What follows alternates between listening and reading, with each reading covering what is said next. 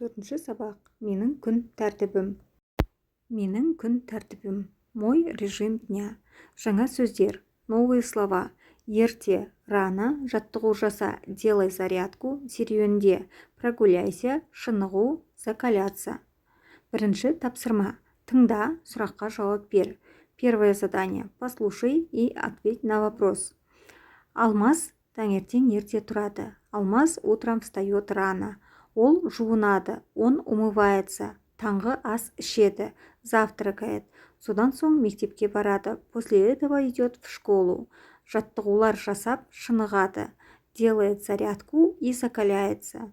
Бос уақытында ойын ойнайды, в свободное время он играет, жақсы демалады, хорошо отдыхает.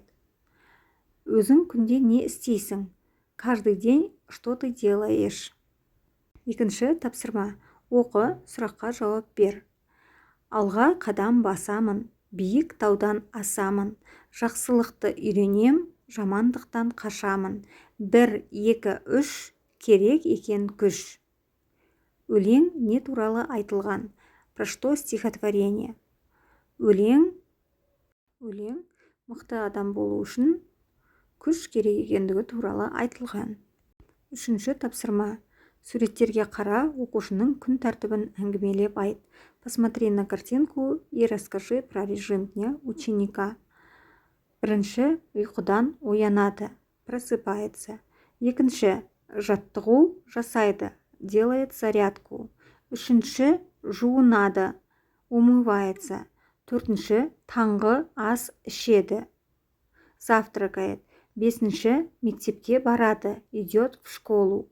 Алтыншы, сабақ оқиды, делает уроки.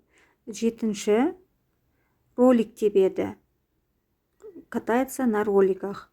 Сегізінші, тісін тазалайды, чистит зубы. Тоғызыншы, ұйықтайды, ложится спать. Төртінші тапсырма. Четвертое задание. Надо добавить правильное окончание. 7:00-де ұйқыдан тұрады. 8:30-да мектепке барады. 12:00-де далада серуендейді.